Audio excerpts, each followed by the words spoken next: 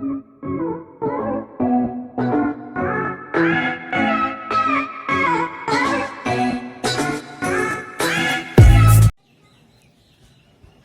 Everyone, আপোনালোক সকলোকে পুনৰবাৰ আৱাৰ ৱৰ্ল্ড ছুইট ৱৰ্ল্ডলৈ স্বাগতম জনাইছোঁ। এতিয়া 12:30 বাজিছে আৰু বতৰটো চাওকচোন, এতিয়াও কুঁৱলী আছেই, ৰ'দ একেবাৰেই নাই। ইমান ঠাণ্ডা পৰিছে, মানে সাংঘাতিক ঠাণ্ডা,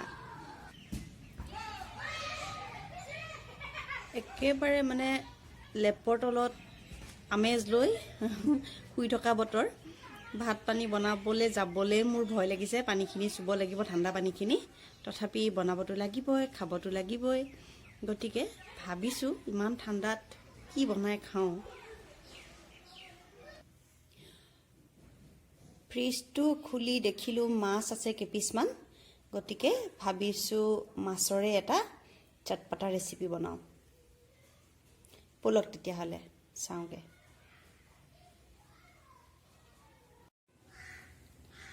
আজি মই বনাম তিলেৰে মাছৰ তৰকাৰী, আৰু তাৰ বাবে মই তিল লৈছোঁ,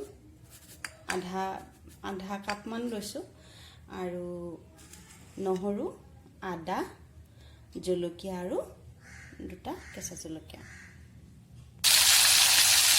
প্ৰথমতে মাছকেইডোখৰ ভাজি লৈছোঁ।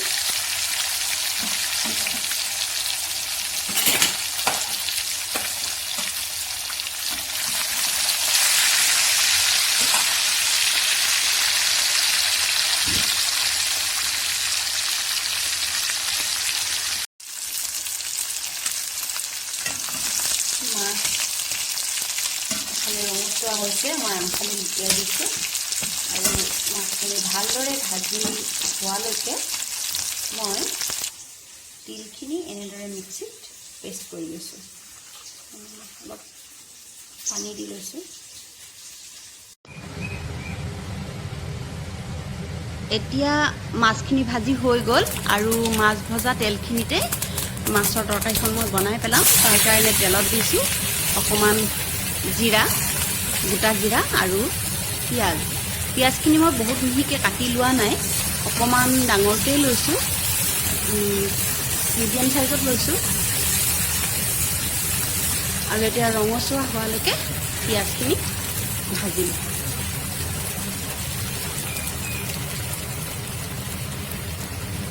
পিঁয়াজখিনি ৰঙচুৱা হৈছেই, পিঁয়াজ ভজা বৰ ধুনীয়া গোন্ধ এটাও ওলাইছে। আৰু এতিয়া মই ইয়াতে দি দিম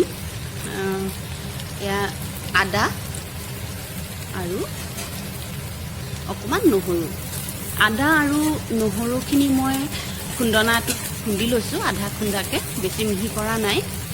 আমাৰ অসমীয়া তৰকাৰীত আদা নহৰু আমি ব্যৱহাৰ কৰোঁৱেই, নহয় জানো? ভাল পাওঁ আমি আদা নহৰু খাই, আৰু স্বাস্থ্যৰ কাৰণেও ভাল।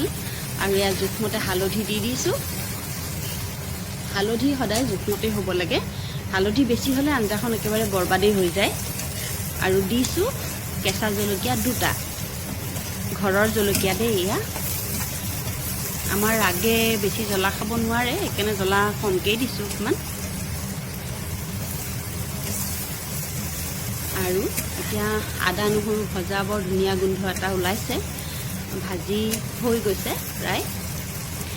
এতিয়া মই ইয়াত পেষ্ট কৰি লোৱা তিলখিনি ইয়াত মই ঢালি দিম।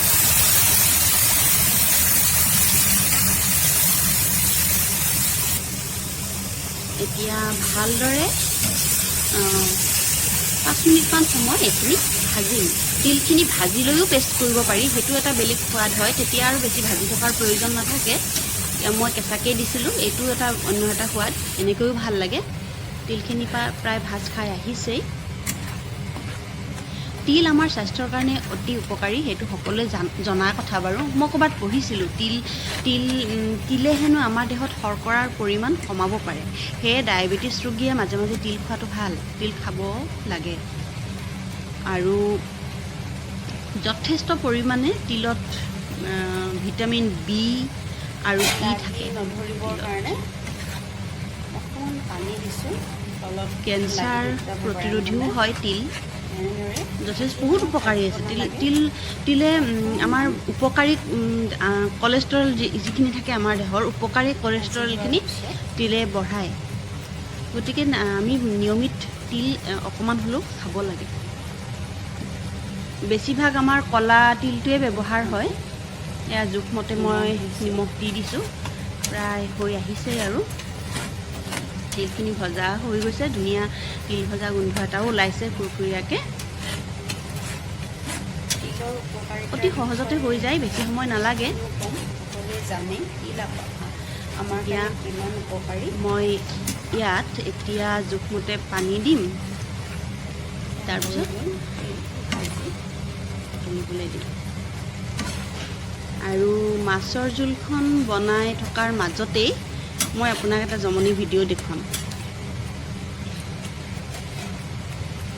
এতিয়া মাছ পানীখিনি দি দিছোঁ মই ইয়াতে কিছুমান গৰম পানী দিব ঠাণ্ডা পানী দিলে সোৱাদটো নষ্ট হৈ যায় গৰম পানী দি দিছোঁ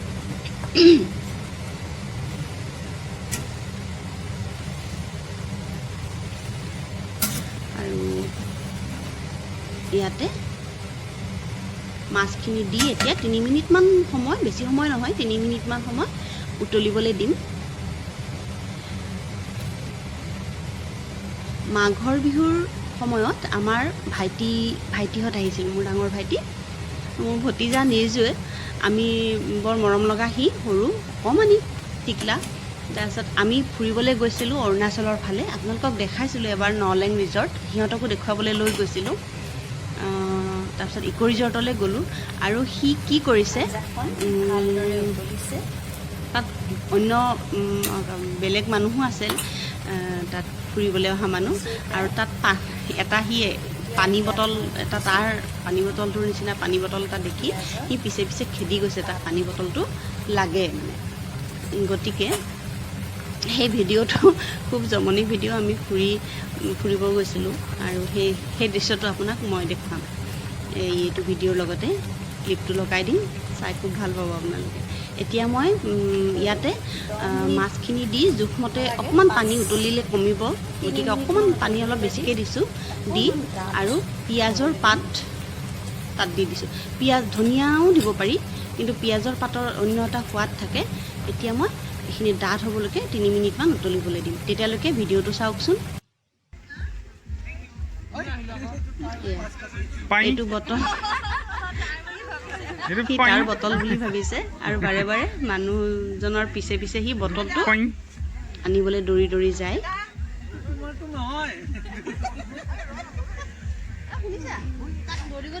এইখন হৈছে অৰুণাচলৰ ইক' ৰিজৰ্ট আগতেও মই অৰুণাচলৰ ইক' ৰিজৰ্টৰ ভিডিঅ' এটা দিছিলোঁ আপোনালোকে চাইছিলে দেখিছিলে নিশ্চয় এই ৰিজৰ্টখনলৈ আহি বহুত ভাল লাগে সি বাৰে বাৰে পানী বটলটো বিচাৰি যায়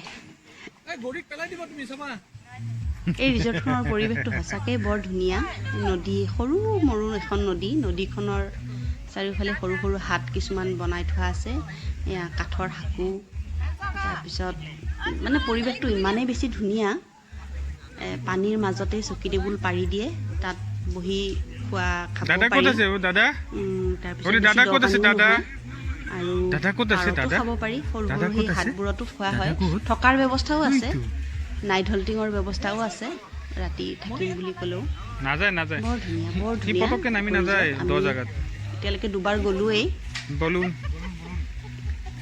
সেয়া তাক পানী বটল সি মানুহখিনি যিফালে যায় সি সিফালে দৌৰি দৌৰি ফুৰিছে কাৰণ তেওঁলোকৰ পানী এয়া ৰেডি হৈ গ'ল মোৰ তিলেৰে মাছৰ তৰকাৰী আজি ফাগুনৰ প্ৰথম জাক বৰষুণ পৰিছে যাব ধৰা ঠাণ্ডাটো আকৌ ঘূৰি আহিছে আৰু এই ঠাণ্ডাত তিলেৰে বনোৱা এনেকুৱা মাছৰ তৰকাৰীখন খাই খুব ভাল লাগে আপোনালোকে কেনে পালে ৰেচিপিটো জনাবচোন আৰু যদি ভাল লাগে লাইক কৰিব ছাবস্ক্ৰাইব কৰিব ধুনীয়া ধুনীয়া কমেণ্ট কৰিব কমেণ্টবোৰ পঢ়ি ভাল লাগে গতিকে আজিলৈ আহোঁ নতুন এটা ব্লগ লৈ নতুন এটা ৰেচিপি লৈ আকৌ আহিম লাইক কমেণ্ট আৰু শ্বেয়াৰ কৰিবলৈ নাপাহৰিব লগতে ছাবস্ক্ৰাইব কৰিবলৈও নাপাহৰিব গতিকে আজিলৈ ইমানতে এৰিছোঁ ভিডিঅ'টো বাই বাই